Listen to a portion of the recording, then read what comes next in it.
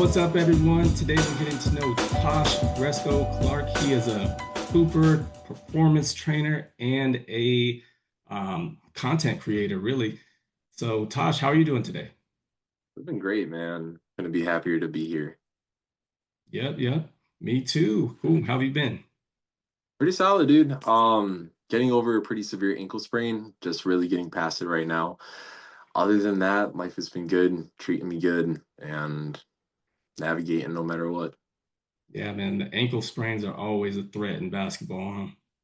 They really are. They're annoying, man, to say the very least, and they're so prevalent. You see Yeah, them all over. I think they're the most prevalent, like acute injury in basketball, if I'm correct. it makes sense. I think so too. Yeah. Yeah. So, well, let's get into it. For those who haven't seen you play, how would you describe your play style and like who do you get compared to by people? I am definitely a slasher for the most part. I do like a pass first slasher, so I compare it to like Derrick Rose a decent amount just because of the back scratchers that I do and somewhat of my build as well and play style. I have a really good first step, so that makes a pretty big difference. But there's some things I need to work on. Like I really want to develop my shot a little bit more, so I get kind of outside of just that dimension. But yeah, that's usually how I play. Nice, that's cool. Derrick Rose is a nice player to be compared to. I can't say I've ever been compared to him. So, Yes, sir. yeah. But who's your favorite player of all time? Definitely Allen Iverson. Definitely And Allen that Iverson. is the most common answer I'm getting. Like so many guys just love AI. I'm Yeah. especially for this league, I can imagine because everybody is an undersized guard, and he was like the one to really revolutionize that. So it makes sense. Yeah, I mean, I feel like this league, like that is the archetype that everyone wants to go after, right? Because you don't see a whole lot of guys make it who are smaller, And AI, I mean, he didn't just make it, he absolutely dominated. So, yeah, he's a good Exactly. one. And So, he is. I usually ask if that player was 5'10", what would his career have looked like? Now, AI, I mean, he's not really much over 5'10". I mean, he might even only be 5'10", really, if he's barefoot, but So um, what would his career have been like if he was 6'6"? that's a good question. People say that all the time. I remember Kobe saying, "We're just lucky that AI isn't 6'6". So, Right? like, yeah, it would have been nuts. I really think that if he kept his game and his willpower and his tenacity on the court Mhm. alongside the skill set, he would have probably gone down as the GOAT or at least like in the conversation. Like I there would mean, be yeah. nothing to say bad about him at that point. Yeah, I can't really imagine someone being better than 6'6" AI unless it was another guy who was smaller, getting bigger like that. Like to me, 6'6" Isaiah Thomas is right up there. He would be insane. Yeah, that's a great point. That would be scary. Yeah. So, all right, with that, if you had to assemble a starting five all time with yourself on the team, so you're surrounding yourself with four players at their peaks, who would you have on your team? Geeks is a great one. So me at the one, I this one's always so difficult for me. I I'm gonna go kind of with a wild card for the two, and then I'll probably get pretty like consistent after that. I'm gonna put Draws and Petrovic at my two. And then I'm gonna have Kobe at my three. I'm gonna have Braun at my four. And then I'll probably have, oh, this is so tough. Shaq and Elijah Wan go back and forth with me. Hmm. Um, I'll take Elijah Wan. I want the Yeah, skill. you want the faster paced game, maybe? Yeah, it's necessary, especially like with the skill set. Like we already have Braun and Kobe that can just like ball up anybody and like is strong enough. I need that like that agility for sure. Yeah, I mean, if you put Olajuwon in today's game, he develops a three for sure because he could shoot with range. Guys back then would shoot the 20 footers all the time. shoot the foot on the line shots like crazy. That doesn't happen now. But No, no, no, but no. yeah, Olajuwon, he had the range. He would have been really, really good, like probably even better than he was if he was in today's generation. Oh, I definitely think so. His game definitely lends to that. Like Yeah. he would love you, Joel. I'm not a complete Philly fan, but because of Allen Iverson, Hmm. he would be a much better Joel Embiid. That makes sense. Yeah. I Yeah. see it. I can see that, especially the defensive side of the ball. Like he was insane defensively, and then I mean Petrovic, like that was a wild card for sure. I've never heard that one, but I do remember his game, and like he also benefits big time from the green light on threes, right? Because I mean I remember I was growing up in the '90s, and like you don't get the green light for threes. They just want twos all the time. I was like I was in the wrong generation for that too. Yes, I feel you. That's funny. But But yeah, yeah, let's learn a little more about you as a person. What are some of the things that made you who you are? there's a lot that molded me. Where to start? Family's obviously number one. I mean, I've had a really amazing support system through a lot of trials and tribulations. My family's been through a lot and they've always stuck by my side. They've given their shirt off their backs to be for the lack of a better word, but beyond that, my community, like I've had a lot of relationship with a lot of different sectors in my community. I worked at a soup kitchen for a year and a half, and that really put me pretty deep into the the social sphere around like what really goes on and how not only people are developed, but like what struggles are happening, what people need, and reflecting on that, and seeing like there's so much always that we can grow from. And I think that really made me into the man that I am today.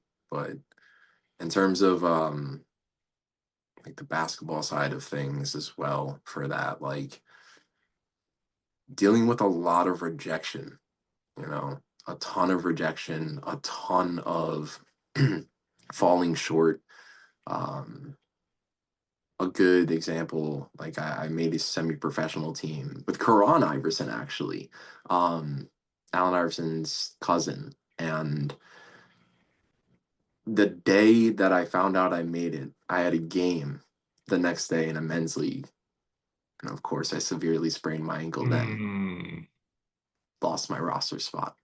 man, And that was like, I put in so much work. I had a severe upper respiratory infection during tryouts, like put in everything that I had for months because there was two different sections of the tryouts. Um, and like through that, and then like coming back, the ankle sprain was way longer than this one was to heal. It was like 6 or 7 months to fully heal. Um, and it man, just like things like that, man, and like constantly like getting to the point of like, all right, here we go. Like I'm finally about to get an opportunity. And nope. man, that's But so tough. Like you hear so many of the success stories, right? There's the survivor bias kind of, but you don't really hear about the behind the scenes, the guys who are working every day and fall just short or, they're trying over and over. I mean, once they make it, you hear about it, right? Like you hear about all the times that they didn't after that, but before then, you just don't even know. no, exactly. Exactly. It's sad. It's really sad that people don't really get this break. And that's why like leagues like this are so amazing to me because they allow people to come to that light and give them opportunities to not only shine there, but also like build, and that only brings them more opportunities, gives more people hope, but also gives the opportunities for the leagues to really blow up and showcase some really, really good talent that never got a shot. Yes, that is exactly what we're trying to do here, man. Like there are so many talented players under 6'2", and so few of them get a chance to really be on a national stage. And I mean, we have so much talent. It's just crazy. I mean, in like NFL, you see these, you know, amazing athletes that are under 6'2", like a lot of them, right? It's common. We have athletes just like that who play basketball. They just don't get a shot because you just can't switch on to a 6'10" guy, basically. And you're gonna have to, the way that today's basketball works, there's not really any avoiding it. But I mean, all you need is some sort of division in order to feature these guys on a more even playing field. So, that's what we're trying to do. And with that, in this league, dunks are going to be worth 3 points. Everyone's going to be under 6'2". What do you think is going to be one of the most important skills to really differentiate yourself? Oh, to differentiate that. hmm. I mean, everybody's gonna want to be dunking at that point. Hmm. So I think shooting is gonna be very undervalued, and I hope that people catch on pretty quick because shooting is still gonna be pretty key and is king. Like from the trainers I've worked with a few NBA trainers, and they're always like, "That's number one." Like Yeah, scoring, like, you have to put the ball through the net. That's that's everything. So huge. yeah, Yeah, and especially if that's going to clog the paint, if everybody's looking to dunk, if you can space the floor and then still be able to attack and have those athletes, I think those teams are going to be unstoppable. that makes sense. Yeah. I'm going to throw my 2 cents in here too, because I have one that I think is really important also. It's movement away from the ball. And it's Hmm. because it's a league where a lot of the guys will have come up as point guards. And so you can't have, five ball dominant players on the court. So the undersized twos are going to be especially valuable. And the ones who can really move away from the ball and create when they don't have the ball in their hands, those are going to be the guys that I think make it when that tough decision is being made between two players who are both similar level. Yeah, I could definitely see that. That's very, very valid. Like, I mean, you already see it. You already see how important that is in the leagues that are already present, but especially because of what we're about to see in this league in terms of ball dominant players. I could not agree more. This is going to be fun. Yeah, we're looking forward to it. Trust me. Yeah. Um, so what are some things that you're interested in besides basketball? Well, as I said a little bit, like community is so big to me. More than anything in life, I really want to invest in not only my community where I came from, but in as many communities that need the help as possible. I would like to be able to give back, see them thrive, so that we can come together more as a collective. Because the more that we invest in our communities, the more that we benefit ourselves, benefit our families, benefit our extended families that we don't see all the time. And Definitely. yeah, it's really important. Yeah, man, So, that's huge. That's awesome.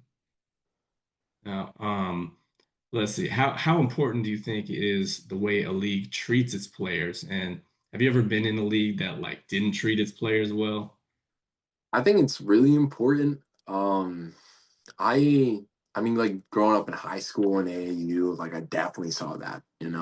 And like being a trainer, seeing like how coaches are treating some of the people I'm training is despicable. Like whether it's um management or coaching staff, like it's it's imperative to treat your players well. Not only is their happiness and their joy important for the way that they're going to play, but it's also really important for injuries because a lot of people don't realize when you're stressed, when you don't want to be somewhere, you start losing sleep, you start not eating right, you start doing things that are going to cause injuries. And between injuries and then people not playing as hard as they want, your team's going to fall apart.